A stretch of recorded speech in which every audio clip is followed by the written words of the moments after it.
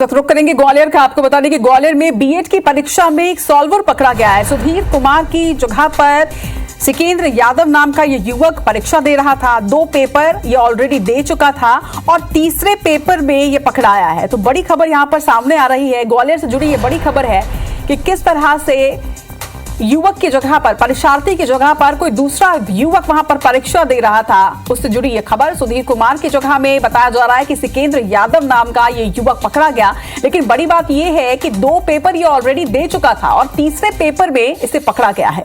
ग्वालियर से जुड़ी ये बड़ी खबर, किस तरह से सॉल्वर को पकड़ा गया है। बीएड की परीक्षा के दौरान सॉल्वर को पकड़ा गया है। बीएड के एग्जाम में सॉल्वर सुधीर कुमार की जगह पर परीक्षा दे रहा था। बताया जा रहा है कि सॉल्वर का नाम सिकेंद्र यादव है, जो ऑलरेडी 2 पेपर दे चुका था और उसके बाद तीसरे पेपर के दौरान चेकिंग में पकड़ाया है। 2 तस्वीरें सुधीर की जगह किस तरह से सिकेंद्र ग्वालियर में बीएड की परीक्षा में पेपर दे रहा था और वहीं सुचिता के बदले पूजा भी परीक्षा दे रही थी। बीते दिनों ये भी खबर निकलकर सामने आई थी। तो इस तरह की जो खबरें हैं, इस तरह की जो घटनाएं हैं वो लगातार सामने आ रही हैं जब परीक्षार्थी की जगह पर सॉल्वर परीक्षा देता पाया जा रहा है। तो लगातार लापरवाही जो है वो सामने आ रही है, क्योंकि अगर ऑलरेडी कोई परीक्षार्थी का पेपर 2 पेपर ऑलरेडी दिया जा चुका था और तीसरे पेपर में अगर कोई पकड़ाता है तो निश्चित तौर पर यह लापरवाही भी है। इस खबर पर ज्यादा जानकारी के साथ हमारे सहयोगी नासिर गौरी इस वक्त हमारे साथ जुड़ रहे हैं। नासिर, एक बार फिर से इसी तरह की खबर और ग्वालियर से ही सामने आई है। सॉल्वर पेपर देते पकड़ाया गया, लेकिन बड़ी बात यह भी है कि 2 पेपर वो ऑलरेडी दे चुका था और उसके बाद